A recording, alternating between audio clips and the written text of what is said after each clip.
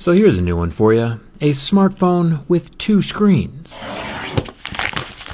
This is the Nubia X, an Android smartphone that comes with two built-in screens, one on the front and one on the back. You know we couldn't let this one slip by without a full-on durability test. Let's get started.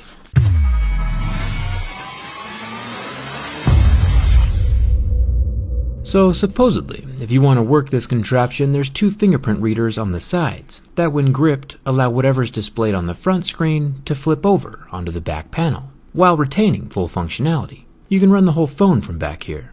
When the rear screen is turned off, it looks just like a normal phone. Let's see what happens when we scratch test both screens. This Nubia X comes with a built-in screen protector, which is nice. I'll pull that off. The interesting thing with this phone is that there's no notch. There's no front-facing cameras or sensors that need to be hidden, which allows the whole front of the phone to light up, edge to edge, as a display with pretty much no bezels. As we see from the scratch test, the front is made with tempered glass, scratching at a level 6 with deeper grooves at a level 7. Gotta be fair to both screens though, I'll grip the sides and flip it around. The rear screen has a much lower refresh rate than the front screen, and has kind of a yellow tinge to it. And is also covered with a screen protector. I found that the yellowness is just a blue light filter that can be removed. I'll show you that in a second. The blue backing on the phone is kind of like reflective film that acts as a two-way mirror that hides the second screen when it's turned off. And once again we get scratches at a level 6 with deeper grooves at a level 7. The rear screen is covered with the same glass. Part of what makes the front screen so bezel-less is how small this earpiece is. I almost missed it. It's barely the thickness of my razor blade. The sides of the phone sound and look like anodized aluminum. You can see the silver color shining through under the blue coating, even here on the metal power button. One possible weak point in the frame is this flattened portion where the fingerprint scanner resides. It looks suspiciously like the design flaw we saw in the iPad Pro, and we know how that one turned out. This phone has two of them, one on either side. I'm kind of nervous. The top of the phone has more metal, and what looks like an IR blaster up top for changing the channels on your TV. On the other side we have the SIM card tray, volume rocker, and another flattened fingerprint reader. Cause why have just one fingerprint reader when you can have two? Two is kind of the theme of this phone. There's two SIM card slots as well, which pairs nicely with the two screens. Just one USB-C port down here at the bottom, alongside the loudspeaker holes. You might be thinking to yourself, Jerry, why in the world would anyone want two screens on their phone? Well, let me tell you.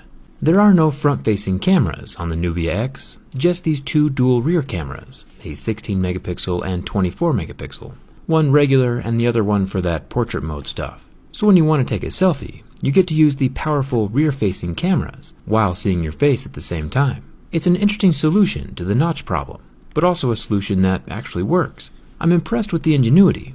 I genuinely did not see this one coming. Like dual everything else on the phone, there are two fingerprint scanners. You can use one or set up both for added security. And even with the damage inflicted on the right side, the phone can still sense and unlock my fingerprint. Not too shabby, but at least there's the backup if one ever fails.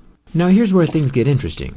This front screen is a 6.2-inch 1080p IPS LCD, meaning that after about 10 seconds we see the pixels getting hot, turning off, and going black, until the heat is removed and then they slowly recover. They do recover completely though. Checking the back screen though is where we see one of the brilliant parts of the Nubia X design. An LCD screen when turned on has light shining through every single pixel, even the black ones, so the whole display lights up. An LED screen or an AMOLED screen does not have light shining through the black pixels, so you really can't tell when the screen is on or off, because the blacks are so black and emit no light.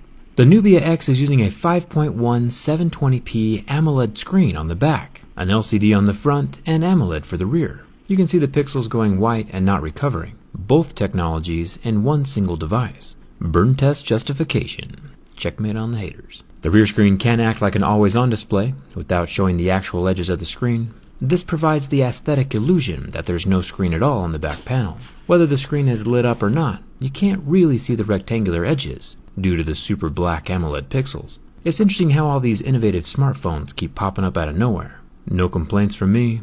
Here's a quick look at the rear display with the blue light filter turned off. It looks completely normal and as good of quality as the front screen. I'm not sure why the Nubia X had that setting turned on right out of the box. I think it looks pretty good. All of these awesome gimmicks, though, mean nothing if the phone can't survive in your pocket for a few years. Here on my channel, we put phones through years of abuse in just a few minutes. It's time for the bin test. The dual fingerprint design on both side rails might just be fatal. With a solid flex from the front, we get minimal bend, but no catastrophic damage, creaks, or snaps. The rear screen looks fine. Even when bent from the front, the phone remains intact and fully functional. No complaints here. The Nubia X is a structurally solid device, even with all that fragile tech packed in, and while having screens on both sides, this phone survives. As a side note, if one screen does accidentally break, you can always just use the other as a backup, since it does come with two. Do you think this phone is the future? Is a dual screen phone a better solution than a motorized front-facing camera? Which one do you prefer? Back-to-back screens are definitely fascinating. Hit that subscribe button if you haven't already, and coming out with me on Instagram and Twitter. Thanks a ton for watching. I'll see you around.